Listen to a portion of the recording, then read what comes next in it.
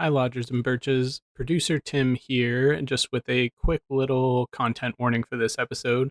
As the co hosts do discuss a little bit about some of the things going on in their lives which have kept them away from podcasting, there is some discussion of family death, pet death, chronic illness, and domestic abuse between 1 hour and 1 minute and 1 hour at 4 minutes. So if you need to protect yourself from that, just skip those few minutes and pick back up at 104. Now to the episode.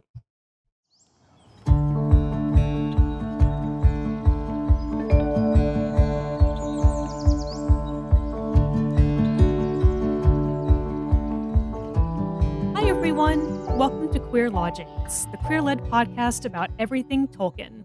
I'm Leah, and I'm here with my usual co-hosts, Alicia and Grace. Hi. Hello. Thank you so much for joining us today. Pull up a camp chair, crack open a chilled can of whatever you like, and enjoy the sunny summer solstice with us as we talk a little bit about what we've been up to instead of recording podcasts for the past year. This is a little bit more of a catch up sort of ex Tolkien episode as we indulge ourselves just a little bit and talk about a particular project that has been occupying our brains and our time, and also just kind of let you guys know a little bit more about what life has been doing to us and making podcasting a little bit harder. We kind of hope that shedding a little bit of light on this project will be interesting and enlightening to you, all of you birches as well. And hopefully will kind of, I don't know, set you guys up for what's to come for us. But basically, let's kind of get into it. We wrote a book chapter together, you guys. Y'all, we wrote a book chapter, all three of us, three authors. Wow. That we're all still alive is frankly a miracle. So, this chapter is for a forthcoming anthology published by McFarland in their Studies on Tolkien series, the working title of which is Great Heart and Strength. It is edited by our dear friends Claire Moore and Cami Egan. Our chapter title is She Chose Her Fate, the Genderqueer Women of Tolkien and Freedom Beyond the Patriarchal Binary. Very, very on brand for us. So, we kind of wanted to talk a little bit about writing this chapter together because I have never done anything like this before, especially not with another person, and never mind two. So, it was a really big learning experience and honor, and just like a really cool thing for me to do. And yeah, I don't know if you guys want to get into a little bit about your past experiences with writing academic work. Alicia, you're probably the one who has the most experience with publication and the process of writing and editing and going through all of this. Can you start us off by telling us a little bit about your previous experience about doing something like this? Yeah, this is the fourth or fifth book chapter I've written. Damn. So I say that, but I was writing one at the same time we were writing this together as Oh, well. I forgot about I that. have another book chapter that's coming out it's being published by the Oxford University Press, and it's being edited by Demetra Feeney and Luke Shelton. I have a chapter in that project that is on Tolkien and gaming, So cool. which I want to say more about, but I can't. But it was really interesting, kind of us doing the bulk of the work on this chapter happened literally right after I had done the bulk of the work on that chapter. So it was a really good, like, kind of apples to apples comparison. And Mm, if you are not someone who writes academically in the humanities, like if you have written academically before, but I don't know, in the sciences, you really need to know that having multiple authors on a paper in the humanities is not how things are generally done. nope. We're pioneers. Mhm. It is a much different experience collaborating to that extent when you're writing than it is writing something on your own, because you're in a perpetual editing environment, right? Whereas if you're just writing a chapter on your own, you write what you need to write, you send it off to the editors, and then they come back with their changes and you do what you need to do and pick whatever fight you feel like you need to pick. But if you're writing collaboratively, it is so different than that. Mm. Mhm. One of the things that I hadn't realized was going to be so different is that, like, we collaborate for the podcast all the time, right? And when we're writing for the podcast, we want things to sound cohesive. We want to come at things from a similar angle and bring our own perspectives and everything. We want to sound like we're on the same page, but we have different voices and our voices should be different. It's tough for listeners when you can't tell whether it is Grace or Leah or Alicia who is speaking. And we know that happens, but we try to keep our own voices really keenly part of the listening experience. And that's not what you do when you're trying to write a paper together. You're trying to bring all of those perspectives and voices into a unified presentation.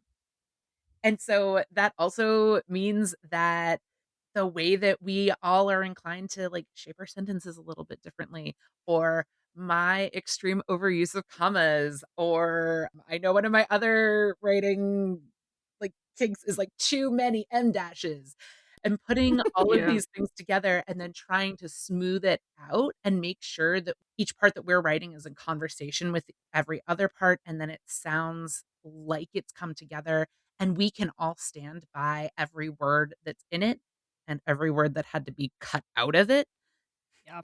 was a much more time intensive process than I had realized it was going to be. And I think that it could have been a much more like painful interpersonal process with different co-authors who were less committed to creating this whole from the sum of its parts. So I think we did pretty well. We're still back and doing the podcast again. Like it did not end the podcast. A Yeah. sign right there. This is success.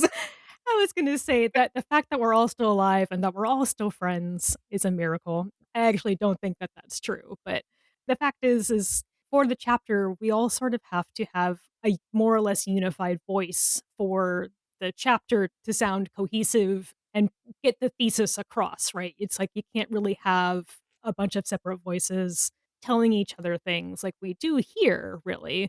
But the fact is all three of us are kind of naturally on a same page together, and we all kind of vibe together in different ways, but not like completely at odds with each other. So meshing our voices together was still really challenging, but it wasn't like a hurdle that I feel like we didn't overcome, if that makes sense. I feel like we were able to kind of bring that sort of editorial voice, I guess, to our own work and to each other's work because we know each other and we know what we want to say. And we also know kind of how each other says it really well. And we really want to kind of bring out the best in each other and also bring out the most clear and cohesive way that we can get this point across without confusing each other or confusing the reader. And so I feel like the fact that we do podcasts together and collaborate together set us up really nicely for working on this chapter together. That doesn't mean it was like, super smooth sailing because it's a very different thing. Like, one of the ways that I was really struggling with in academic writing in general, which is something I have never done before because I've never done any kind of post-grad or graduate work or anything like that, was that podcasting and academic writing have very different sort of narrative styles. In Mm-hmm. in podcasting, you kind of want to take people a bit on a journey. You kind of want to let some drama unfold. It's kind of like, when you're listening to something like, I don't know, maybe Radiolab or, some other sort of podcast where you're setting up things for kind of a bigger reveal. You're taking people and not like highlighting everything all the way. In academic writing, they want you to signpost every step of the way. They want you to state your thesis right up front. They want you to repeat your thesis as you keep going. You want to highlight like what I'm going to talk about. Here's the thing I am talking about. This is the thing I have talked about.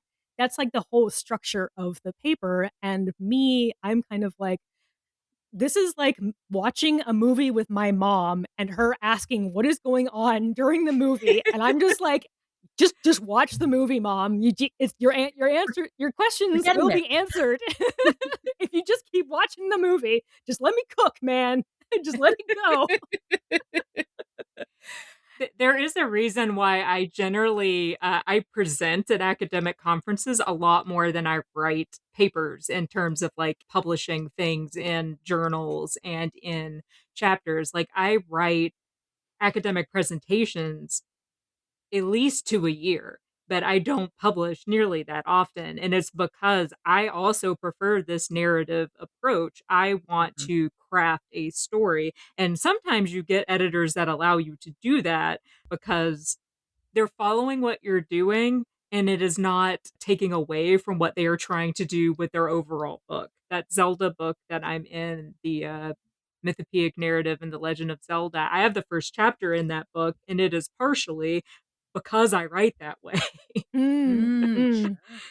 And it's like an introduction kind of chapter. So like, yeah, I mean, you do get to do that sometimes, but not often. Like it is an awful lot like writing a high school report in terms of Yes. signposting everything you're gonna do. And I understand why it needs to be that way, but it's not the most fun way to write. It's not. It's a lot of hand holding, and I always feel a little bit torn between feeling like, is this infantilizing or is this, like I understand like why it's happening that way and why the editors are doing that, even if I feel a little bit like, just let me cook, man. It's just we're going on a journey together. I'll guide you there. We'll get there. We'll get there when we get there, and it'll be great. The reveal will be dramatic and but I understand. It's like, you want to signpost everything and you want to guide your reader so that things are clear and accessible and your audience can follow you in the best way possible. Yeah. But yeah, it's not the most fun for me because I'm like, I like the drama. I want to I want the unfolding. As a process, Alicia, your point about like a high school group project is really interesting too, and we have not ever actually debriefed about this, so I'm gonna ask this question kind of like Oh live no. on air, and we'll see, if we have different thoughts or similar thoughts on this. This is the end of the podcast, I guess. Sorry, guys. I know that for me, my experience with group projects in academic settings has largely, like 95% of the time, been and Grace will do 90% of the project. Oh my god, yeah. And I'm wondering if that's a similar experience that each of you have had as you've, like, had to deal with group projects in, like, middle school, high school, college, any Yeah. of that. Oh, Yeah. It totally, got better in totally. college because, like, if this is somehow the first episode of this podcast you're listening, I went to art school. Uh, and the only time we really did group projects is we had an art direction class. And essentially, what happened there was there were 4 people in the group and you did 4 projects and you alternated who was the art director. So like in some ways you were the leader, but also when you were the art director, you were doing the least amount of work and the other 3 people had to like do all the work and then you directed it. But Interesting, interesting, yeah. before that class happened, no, I was 100% always the person doing most of, if Yeah. not all of the work. So, when you take 3 people who have always been the, like, "If nobody else is gonna do it, I'm gonna do it." I have to do it. Like, there's no other choice. Like, what el it's not gonna get done otherwise. Right. And then you do group work with people who are competent and engaged and care about it. 100%. Although everyone's timeline might be slightly different and where, like, we all stress about deadlines is different. Oh, yeah. When you do that, I feel like there's this piece of the process where you're like, "Oh, but I'm not doing all of the project. Am I doing it wrong? Am I doing it wrong?" And, like, having to trust that the other people who are here with you are with you and knowing it intellectually, but like making your body believe that Oh, took 100%. me some time because I just kept checking in like, no, I don't have to worry. Like, I'm worrying about me, not everybody else. This is great. Yeah. And I will say, so I was taking an undergraduate class at Marquette just for funsies at the same time that we were doing a lot of the writing and editing for this book chapter. And partly it's the fact that I'm nearing 40, and partly it was like the recency of the experience of doing this fun group project with my co hosts. But there got to be a point in this class, it's an undergrad class. It was very cool. It was about the history of the novel in English and French, and like how we go from like epics and sagas to the like start of the novel and interiority and all very cool, with an absolutely excellent professor. But I'm there with the undergraduates and we end up doing group project work. And the person who was my group project partner at the end was like, "Oh my god, that was the best group project experience I've ever had. Like, every other group project I've ever been in was terrible." And I was like, "I've done my job. I'm I'm doing okay for the young folks." The healing process. Yes, it Yes. can heal this generational trauma. It ends here. Yes, and you can now go do, like, fun, nerdy things like you want to do, go forth into the world and do fun, nerdy academic things without having to worry that you're the only one who cares about it. Go forth, young Yeah. child. And, like, for me, like, that was really sort of, like, a guiding light through this process was the fact that I think that since we had been podcasting together and basically doing a group project together for some time, that, like, it was sort of like, I can trust this, and I can trust you 2 to care about this in the same way that I do and want the best for the each of us, and you want the project to be the best that it can be, and that we're all 3 of us are committed, and that was something that I've been able to, like, physically, like, see and experience through producing the podcast together, and so it was sort of like during times when I don't know, when my body and my anxiety, my was doing a large number on me. Okay, guys, let's be 100% honest. Alicia gave Leah an ulcer during all of this because Alicia's time management and Leah's time management, very different They're things. very different things. And Grace is like, "I can do either one of those extremes, but Yeah. maybe not both."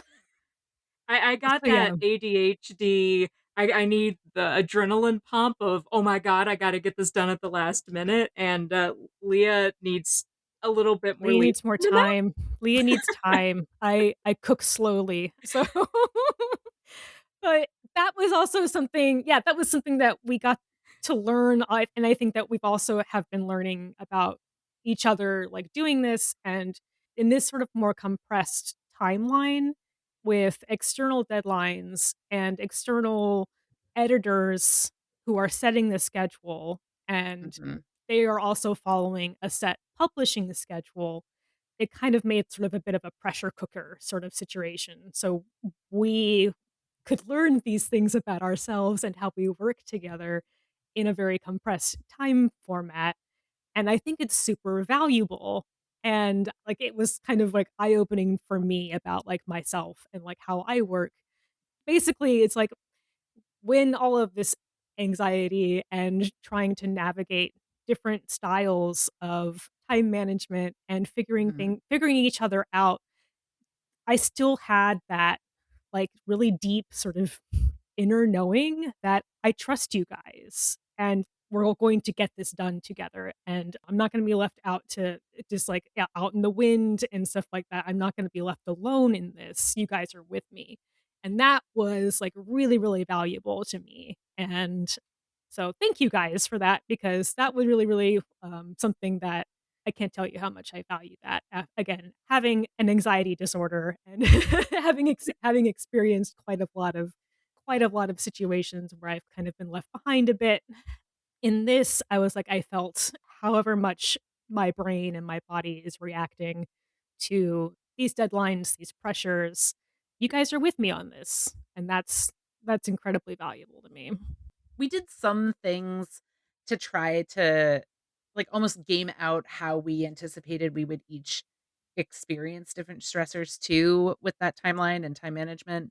Like, we set some artificially early deadlines for ourselves so that those of us that are like, "I need to work to a deadline right now," had deadlines, but they were early enough that we could get things in or had time to flex if we needed more time, and that there If we left when ourselves we that need more time.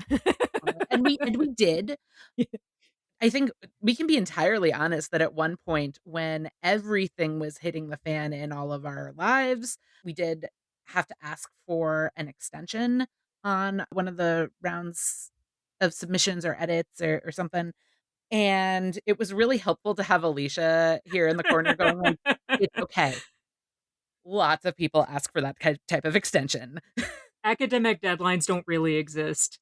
Which is probably like insider knowledge that I shouldn't be sharing with people, but like every single academic person I know misses at least half of their deadlines. It's a well known phenomenon. When you're editing a volume, you build that into when you are asking people to get their chapters because there's going to be somebody who's at least a month late. It happens all the time. Now, in an ideal world, you don't want to be that person. Am I often that person? Yes. The chapter that I was just talking about that I was writing around the same time we were writing this one, I ended up having to get I think it was like a 5-week extension on because the date that it was due was the date of my stepmother's funeral.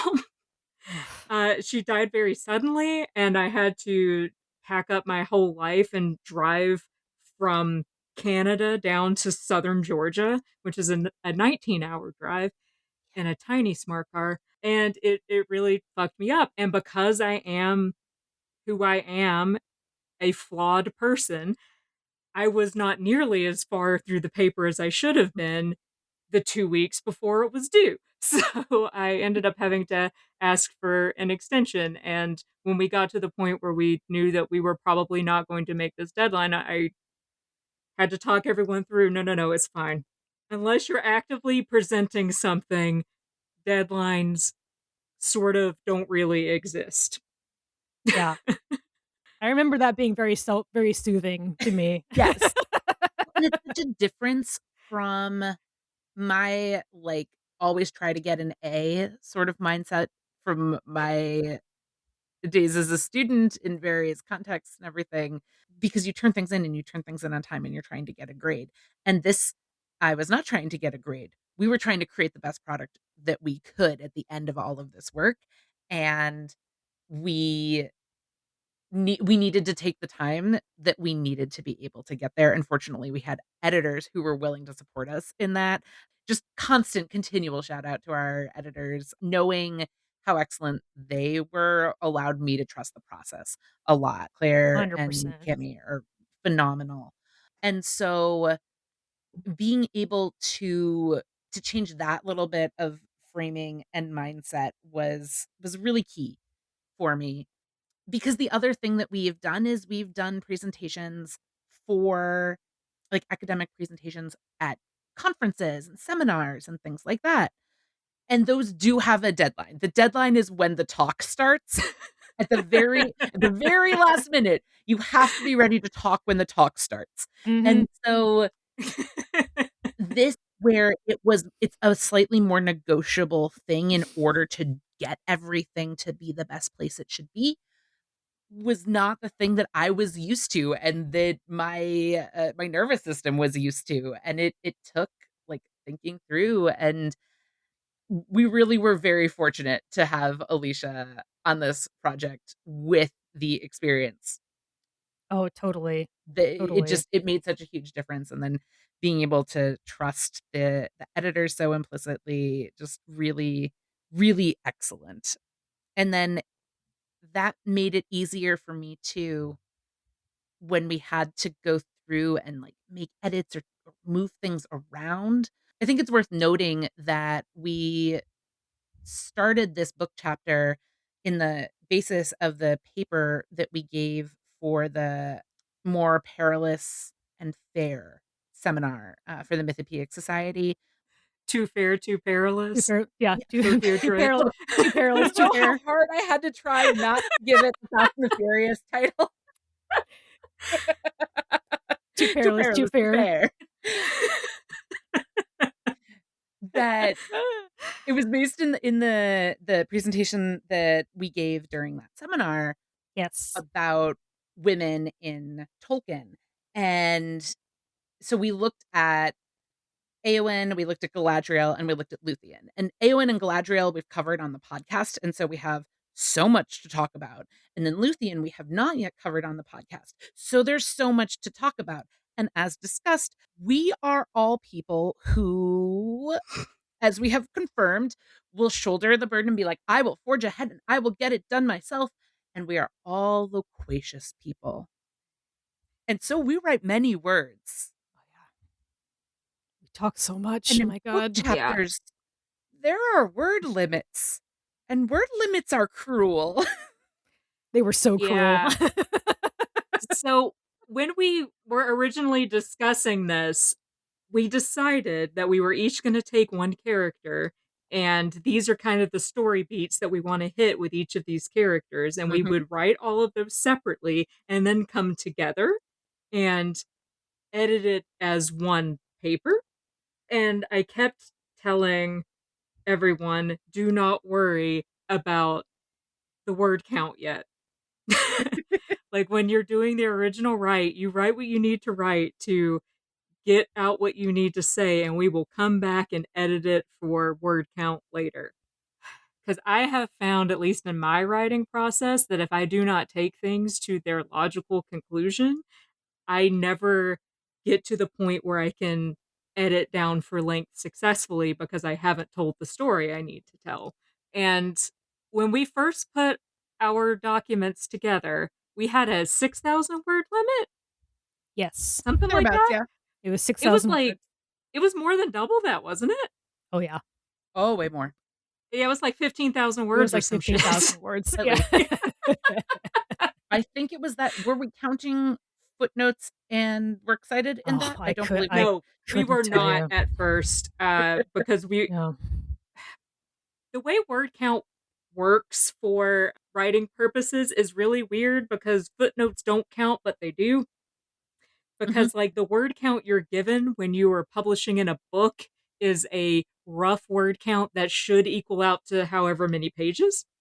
Mm. And when I first started publishing book chapters, that was not inclusive of the works cited. But in the past, like 2 or 3 years, the works cited has become inclusive in that word count, which is an interesting situation to be in because when you are publishing something academically, you want to cite a bunch of other people because you Yeah. want to make everyone reading it aware that you have done research and you know the people you need to be citing. And However, credit where credit is due. yeah, And yeah. but then all those citations count against your word count. So, Yeah. like, you have to balance proving that you know what you're talking about with having enough characters left to actually make your Yeah. argument, It's right? like you're sacrificing like 1,000 words to tell people that, yes, I actually have something to say and I have an original thing to say in less than and now less than 6,000 words. And you're like, no. And there's another component of this that I think is probably not unique to Tolkien writing and Tolkien academia, but it is specific with to it as well, which is that there's only so many words from the published works that you can really use in Right. Yeah. any volume. And so you have to cite your sources, you have to prove your work, you have to establish the things that you're referencing and talking about. And you have to play nicely with everybody else who's in that volume because you can't just do the thing that you were told to do in your upper level English courses and like cite the full quote that you need and talk through it and like use those words for proof because there's only a percentage that was is going to be able to get through for the publisher. Maddening. Absolutely maddening. That's Yes. Yeah. And so, like, making sure that you're using the most judicious quotes or, like, the most applicable pieces of it, even if there's something that really helps in the next sentence too, and having to pare that down it can be extremely painful cutting of 10 words that just oh, it hurts to lose. again, giving me an ulcer. An insane process. Who thought of this? Yeah. There were things that we were able to do of, like, interweaving pieces, especially because in the history of Middle Earth, Galadriel is alive through all 3 ages, and so we were able to take some things that were a point that might relate to, like, Galadriel and Melian, and make sure that something that we'd want to have established about Luthien when we get to it later is established in maybe a footnote in a section about Galadriel, or Galadriel and Eowyn exist contemporaneously in Middle Earth at the same time in the Third Age where Luthien does not, and so, like, we were able to do some interweaving of things and cutting words and concepts to their sort of distilling them down to their most direct piece and interweaving them, so we didn't have to kill the entire concept of the darling, Mhm. but we also had to kill a lot of darlings. So many. There were so many. Leo, what's the one that hurt you the most to lose? Oh, great question. I think the thing that, again, another guiding light for me was knowing that, hey, I have a podcast where we can get into some of this stuff that we cut. Yup. So it's not Yeah. gone forever. Yes, That was this kind of gets to be nice. previews. It's like Schrodinger's darlings. They're not dead. They're not quite alive yet either, but they're not dead. I think probably the stuff that I was really excited about, not to give too many spoilers away, but basically, like, I had wanted to talk a little bit more about how Noldorin colonialism is actually a very gendered Yeah. thing, and that kind of needed to go away in order to keep our focus on specifically basically our thesis, which was these 3 characters are genderqueer, and we wanted to really have our arguments centered, honed in on that. So that was probably the thing that I was the saddest to lose because I was like, "Oh, but it's still so relevant." Yes. But it's not relevant to this particular chapter, really. So, it had to go. What about you guys? Yeah, Alicia, did you have a darling that it hurt to lose? Not really. One, I wrote about Eowyn. Shock. But I had already, like, presented a paper about Eowyn and Faramir, and I ended up reusing a lot of that in this chapter, and, Right, I had to cut a bunch of stuff about Faramir because right. Mm. I mean, there is a relation there, and I do think their relationship is important, and especially when you're talking about Cuckleborn and, and Baron, and how they relate to their partners. I do think it's relevant and worth talking about, but it's kind of outside the scope of, like, Of genderqueer this femininity. yeah, Yes. of this particular subject, yeah. Yeah. It honestly hurt my feelings more that we had to cut the colonialism as gendered stuff. Because I don't get, like, really in my feelings about a lot of stuff, and we did find out spoilers for later on when we talk about this more probably. I ended up having to cut a whole lot about Faramir, and then I cut so much I had to put some back in. Yeah. Again, a maddening process. Yeah. Yeah, but also I found myself in general, I was being very ruthless with my own editing You Mm, because were. Yeah. we've worked together for so long at this point. I knew out of all 3 of us that I could probably cut more and feel less bad about it. mm, Mhm. mhm, mhm. Mhm. Both because Grace in particular can talk forever about anything. I Thank mean you, that and I'm in the sorry. most loving way. Yes, said admiringly, yeah. Alicia, Alicia, how dare you on this day tell me the same damn thing that my therapist did this week? We love love that about you, though. Yes. Yes. And like, I knew Leah was like kind of stressed about the whole process. And I was like, well, look, I know I can ruthlessly cut a lot of things, and that will help us with the overall word count. So I'm just going to do it. And I also wasn't sure when we first started the whole editing process together how everyone else was going to take needing to edit for word count. Mhm. Yeah. Mm-hmm. The Galadriel stuff we had to cut was the stuff that hurt my feelings the most because I think Aw. it's really interesting and I want to talk about that. We have the Yeah. podcast. Yeah. We have a podcast, thank goodness. Mine was it's still in there a little bit, but I have so much more that I would love to explore about Luthien and this whole like vampire and werewolf thing. Yes. Yes. It's so Yes. inherently queer and like Yes. to pretend that Tolkien did not know that vampires, especially lady vampires, queerness? What? So, Yep.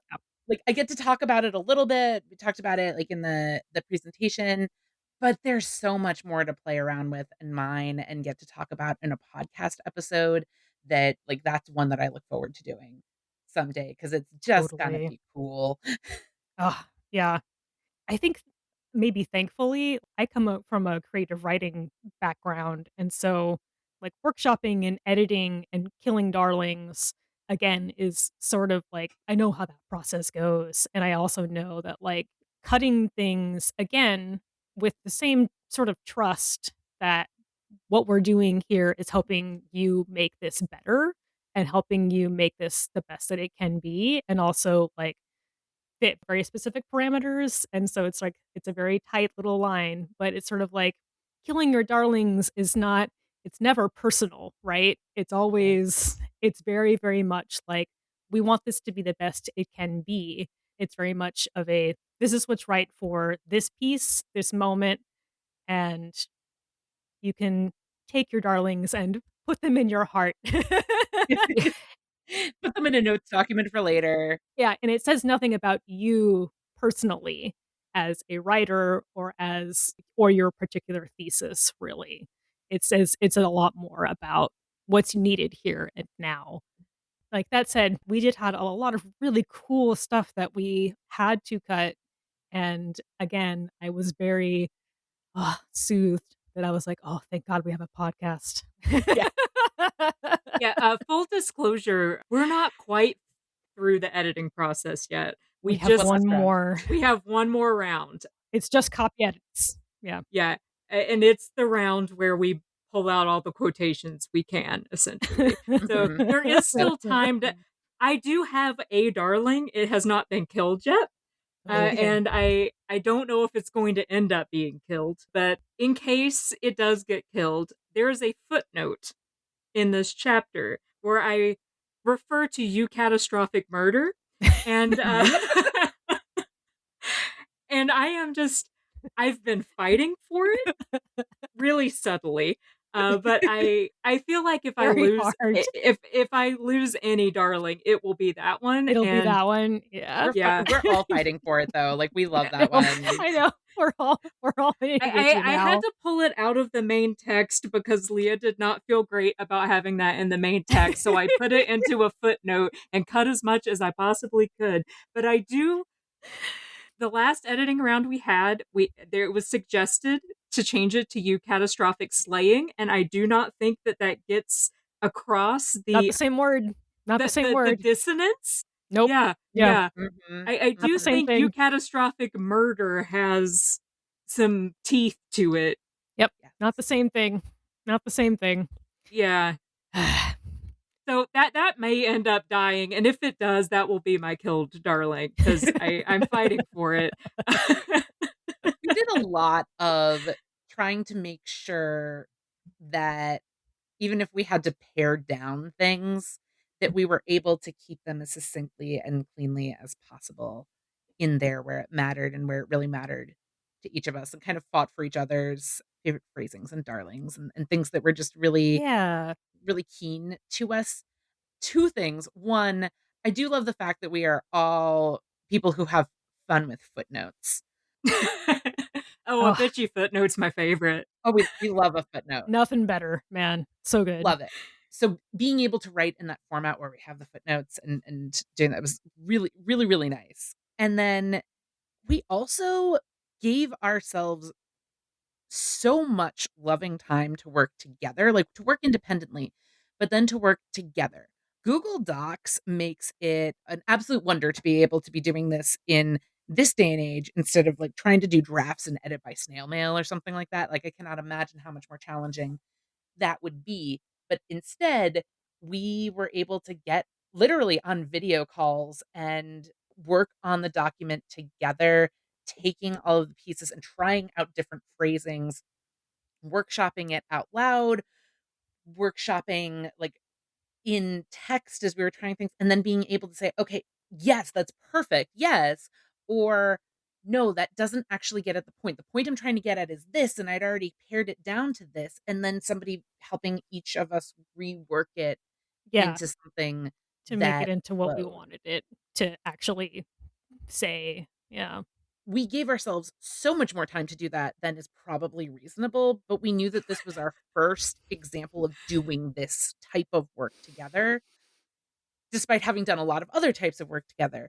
So there were definitely nights that we are sitting there across 3 different time zones, and it is an AM hour in each of those time zones, Yep. and we're Yeah. still going and line editing. It was 3:30 in the morning one night, and I was Yeah. like, "Guys, look, okay, we've been doing this for, like, 4 hours at this point, and Uh-huh. it's my brain's dead." Like, And at one point, Alicia, you were like in the car, right? Oh my gosh, yeah. yeah, that was early in the process, like, when we were still trying to figure out it was before we pitched. It was before we pitched it because we were trying to Oh. figure out what we were gonna pitch, and I was in the car speech to texting, which is you guys can hear my voice. I have an accent. Google does not do super well with it all of the time. So I'm like speech to texting about fucking Luthien, and it's going off the rails as it generally does. And I'm just like, I have all these ideas. I hope to God they are coming through because like I'm literally driving home like through the mountains in Appalachia, like with barely any connection to the internet. But I'm like, no, I figured something out and we need to talk about this. Yes. It Oh was my such a god. wild situation because like I get all my like real good talking and thinking done while I'm driving and it's not a situation where I usually have to like unload what's in my brain on someone else because if I'm writing by myself, whatever, it'll just stay in there. And I was like, "Oh no. Grace and Leo needs to hear this. We need to we need to confer." Yeah, we touched a little bit on it, but again, we're 3 different people across 3 different time zones, and all of us have full-time jobs, which are not academia and which are not always set up to accommodate big blocks of time in which to accomplish writing with 2 other people. This is a weird hobby to have. It's a weird hobby to have, man. Thank goodness for Google Docs, but I think that that was also kind of a process that it maybe was a little bit gentler than perhaps it could have been because we've been working together across 3 different time zones to podcast and to talk to each other, you know? And so we kind of took some of those scheduling sorts of lessons and kind of setting up internal sort of deadlines. We also just kind of had to recognize like there were times where we did need to have that 3:30 in the morning after 4 hours of editing and just literally reading stuff out loud and rearranging and rewording and saying, "How does this look? How do you like this better?" Or like, "Hey, what if I move this paragraph here?" Like just literally doing kind of like nuts and bolts, like editing together in real time.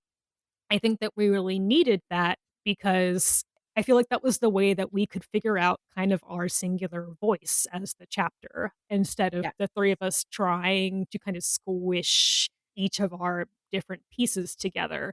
And again, we all know each other's voices pretty well and they kind of mesh together pretty well, but literally having to just sort of talk to each other and talk through it and kind of see how the phrasing kind of landed. That was a really valuable thing for me personally because I felt like that was where it was like, okay, yes, we are all of one mind and one voice here and making it sound coherent. And I know from talking to Claire that she has said that like the fact that you guys wrote this together is amazing and the fact that it sounds so like clear and that like there's one voice and that it really reads really well and like I was like, oh my god, thank you so much when she told me that because she's like, yeah, you guys should be really proud of yourselves because it doesn't sound like three different people smooshing it together. It sounds like you guys are all together in this. And I was just like, oh my gosh, so we tried really hard to do that. Thank you. It makes all of those hours of being like, how can we carve 2 words out of this Yeah, how can we sentence worth shave down it? six words out of here? Oh, Yes. yeah. It also let us the process that we used, I think, let us take trust that we had, like, sort of paid into the bank of and knew we could trust each other, and it was a theoretical trust built on practical experience.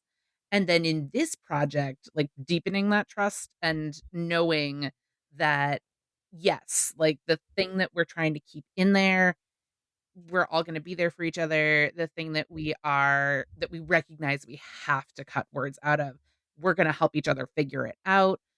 And so I think, like, over time that helps us too of like, "Oh, yeah, having had this experience, I know how much I can trust somebody else's line edits from this group." But taking the time to do it and to shore up all of our confidence in that and be there for each other, I think was really valuable in a very hard to measure sort of way, but it is really lovely. I love everyone in this bar. Oh, I love everyone in this bar. Yeah, for all my ulcers that I that I got from this project. So basically, I guess if you've never written an academic paper before and you're thinking of collaborating with someone, have a podcast first and then write together. Also, God, it's like this is 100% the podcast equivalent of, so you want to write a fantasy novel? Well, first, what you have to do is develop a series of languages. Yes, exactly. All right. So, yeah, you want to write a fantasy novel. First, you must decide how it was created. Okay. First, you must write every language that has ever existed. Yeah, it was very helpful to I would say we probably spent a good 10 hours on video calls oh, yeah, together just for sure. editing. And it was the pre-edit edit because it was the editing that we all did together before it went off to the editors. So Mhm. when the editors started sending things back, we didn't have to get on and talk for hours and hours because we were already on the same page pretty much across the Mhm. board on what it was we were trying to do. So Yeah. when we started getting the edits back, we kind of handled that individually. And then once everyone had done their individual accepting or denying of edits, Right. we would go over each of The us would whole go over the thing entire paper to make sure everything was still looks cohesive. pretty good. Yeah.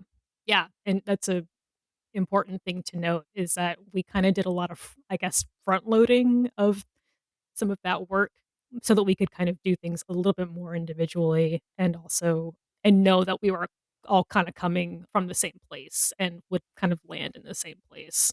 And we collaborate pretty well together too. Like I it's think like so. I really think no one so. really got in their fucking feelings about anything. Yeah. Everything was just kind of taken in the spirit in which it like was given. Like we weren't having fights in the comments with each other or No, anything. yeah. Like someone would suggest an edit and you would either take it or not or do some random third thing. It was a really good Or you take process, pieces honestly. of it and rework it so that Yeah. the thing you couldn't let go of was still there, but you took the thing that did 90% of what needed to happen and that somebody had helped you figure out. It was yeah, it was really good.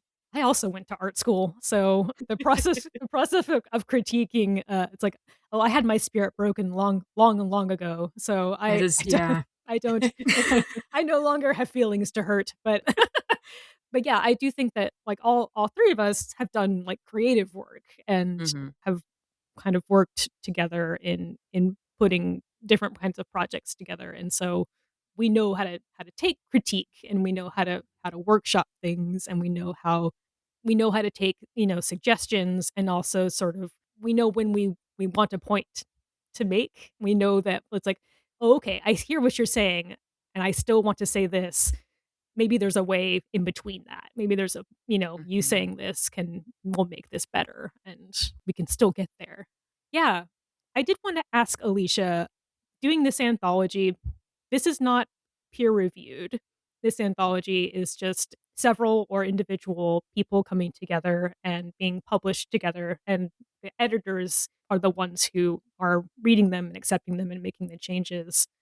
Can you tell us and tell me, because I don't really know the whole process, but can you tell our listeners a little bit about, I guess, the difference between an anthology like this and the peer review process?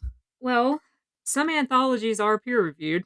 Mhm. That is the thing. What ends Okay. up happening is it's an awful lot like any other editing process. You get back edits, but it's usually tied to whether it should be accepted or not, right? Okay. And the edits you get are more for the actual content and not for stylistic things or like word count or whatever. Because what it is testing is, does this argument make sense, and is this argument in conversation with other peer reviewed articles or whatever. Mhm.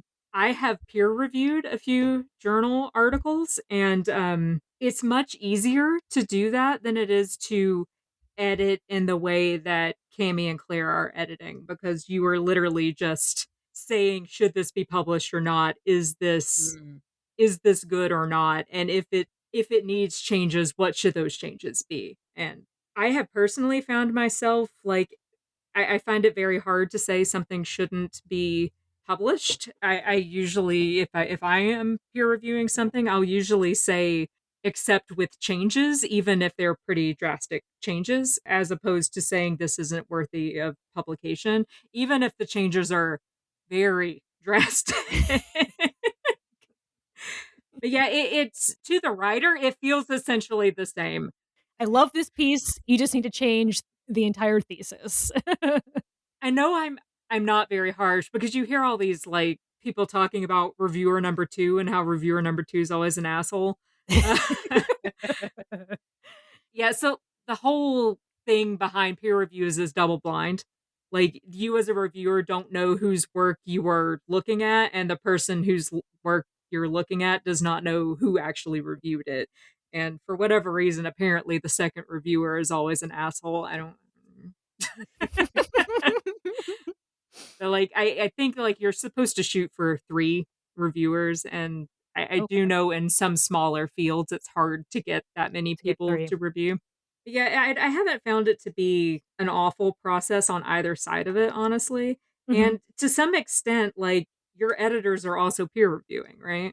Right. In this Mhm. situation, Claire and Cami are very well read and know what's going on, Yeah. and they are, even if it's not going through a full peer review process, they are still peers who are reviewing and Yeah. have Exactly. definitely pointed out places where we could make arguments stronger, or we need to change arguments or drop arguments. Yeah. Yes. Or streamline something because it's not the time for it. Right. Yeah. And yeah. I think one piece of this whole process too, and this has been true of the podcast and conference presentations as well, but just as people who were socialized as women in this world, it is really, really common for imposter syndrome to just like crop up and rear its ugly little head.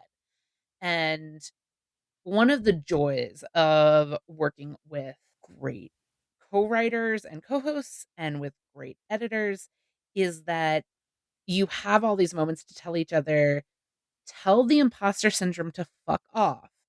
If a mediocre white man can fail upward into publishing XYZ, you Oh can my god. absolutely do this thing that you are passionate about and that you are so right for doing. So it Yeah. helps to have people throughout the whole process, and it helps to have people throughout the whole community who are pushing for good and interesting scholarship like this. Yeah. Again, I have anxiety. That was definitely a thing that was kind of accompanying me through this whole process a bit. Because I'm like, I have never done something like this before. I am a academic writing virgin. So and it felt a little bit like going from 0 to 100 to a degree because of imposter syndrome, because I'm like, I'm just some dude who likes to read. Like, this is a very nerdy hobby. I just like to talk about things. And there's a big difference between just liking to talk about things and reading things and, setting up something for others to read and then talk about. That is literally what we're doing, though, I know. in the podcast.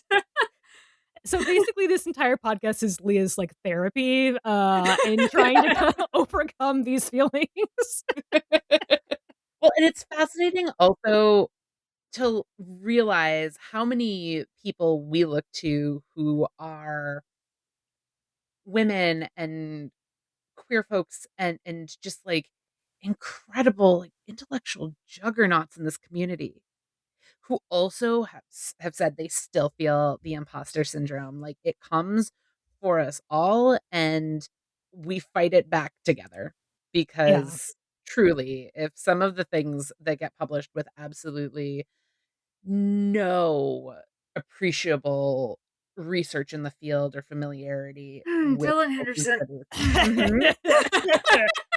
excuse. Sorry. As those get to publication, certainly the work that is being so carefully poured over and thought through and worked on together and edited deserves to make it to the light as well.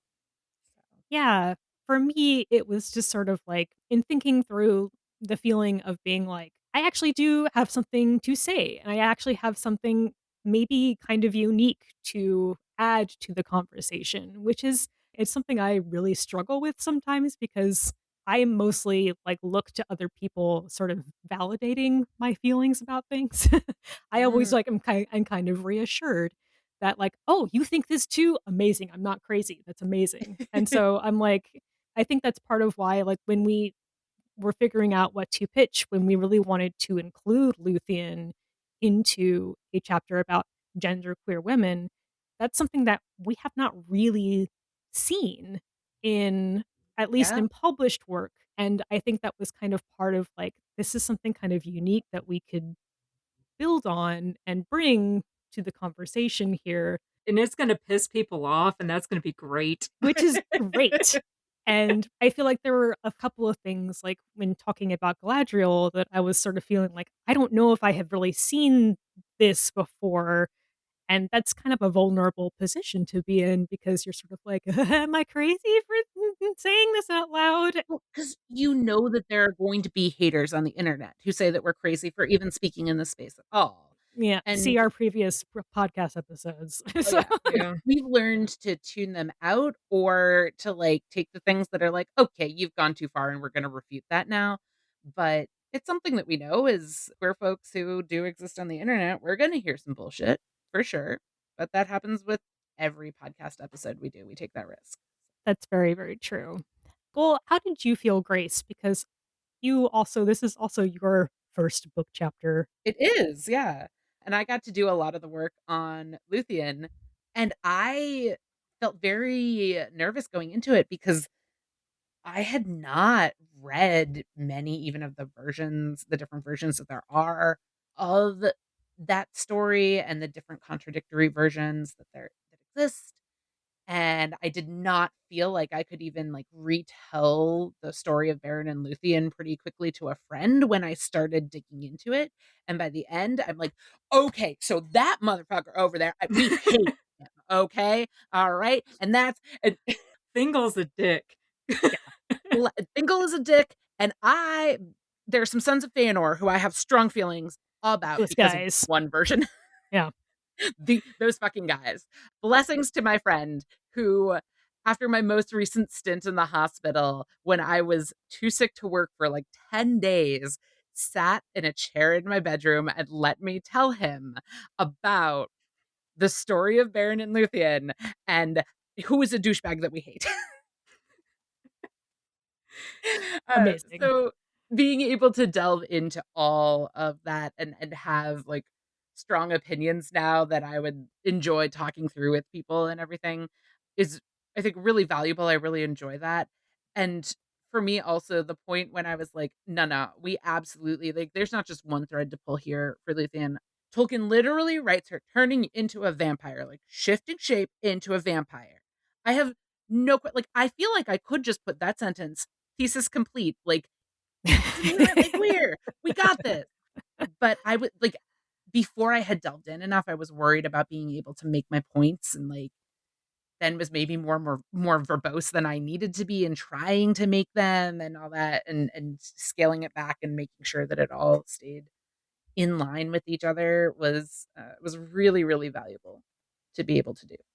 And as I say, we've kind of touched on this. The work that we have been doing off and on this book chapter is a pretty big part of the reason why we did not have many episodes last year. We didn't get a lot of recording time, though we spent quite a lot of time on these same computers looking at each other's faces.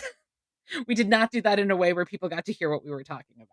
It Yeah. would have been real boring. You wouldn't have wanted to hear You it. would not good content. Not good content, guys.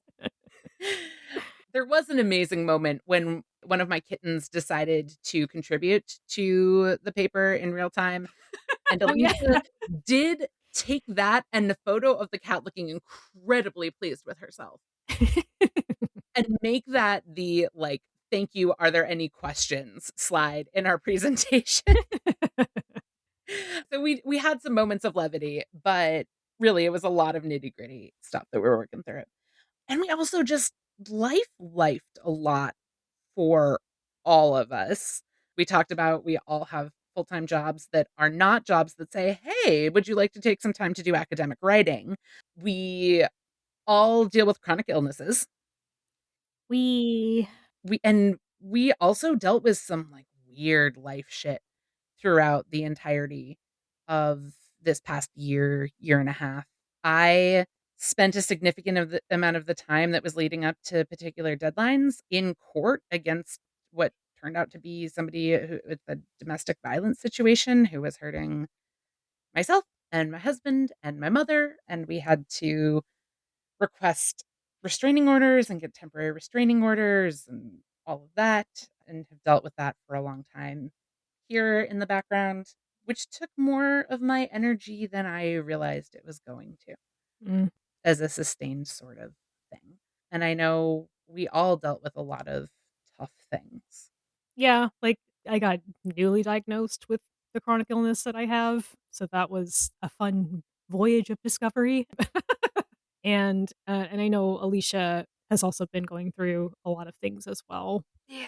So, Yeah, I was back and forth to Georgia a few times because it's in deaths in my family, which I feel like in some ways is kind of stolen valor when I tell people that my stepmother died because like everyone immediately jumps to, oh my God, that's so terrible. But like I never really had a relationship with her. So like I feel more bad for my father than I do for me Yeah. because he lost his wife of 20 something years, 30 something years.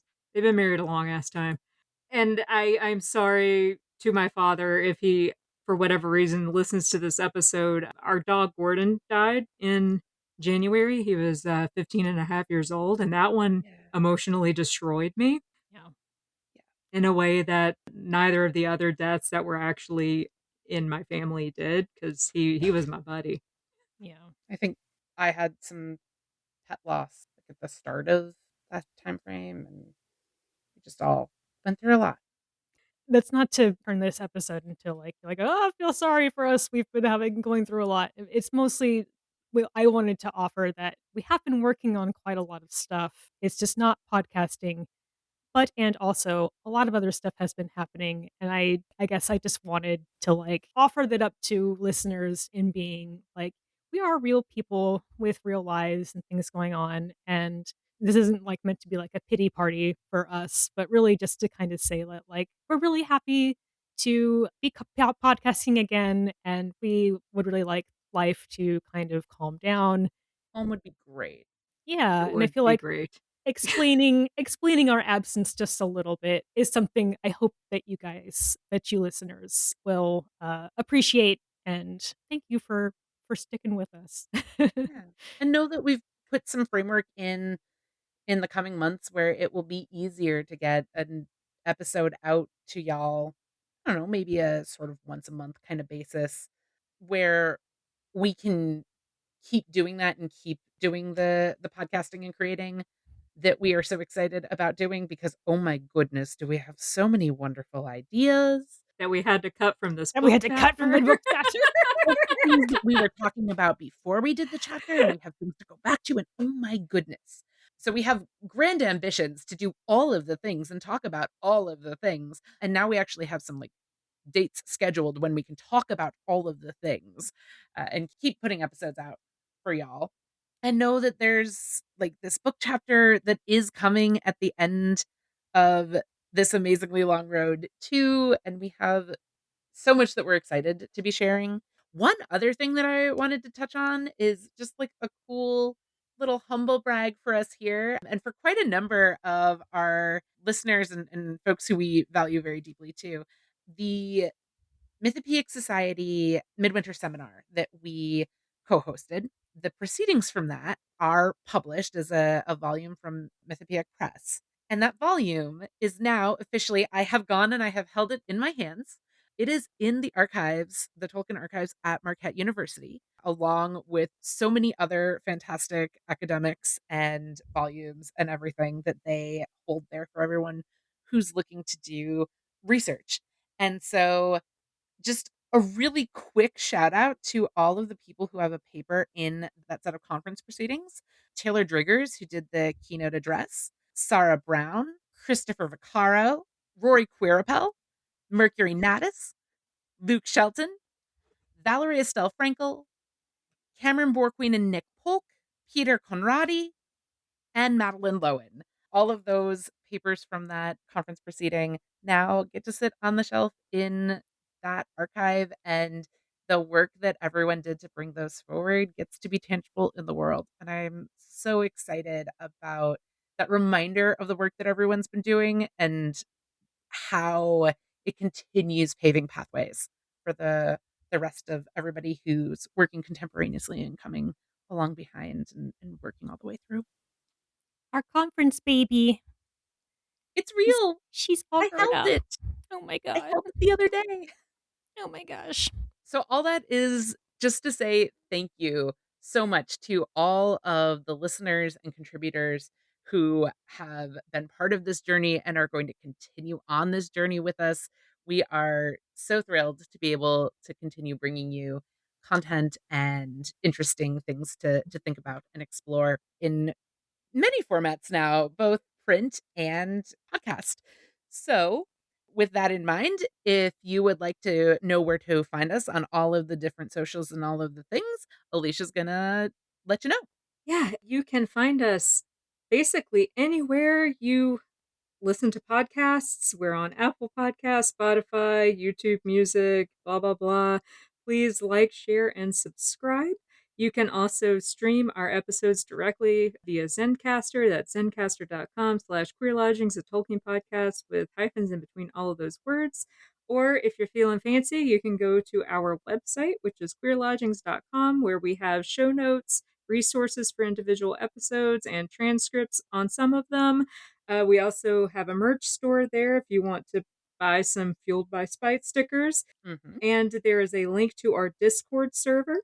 We're also on Facebook as Queer Lodgings. Twitter, the only thing that is acceptable to dead name, but we are not actually posting there other than just podcast updates. That is queer_lodgings. We're on Blue Sky at Queer Lodgings and on YouTube podcast at Queer Lodgings 6911. Nice. You can find us by searching Queer Lodgings Podcast. If you have any feedback or ideas or just, want to shoot the shit and say, hey, and you're not on our Discord server, you can send us an email at queerlodgingspodcast@gmail.com. Thank you. Thanks, everyone. And now the listeners know that 99% of the reason why we don't post anything except for podcast updates on Twitter is we hate Elon Musk. And 1% of it is we're too loquacious for that few characters.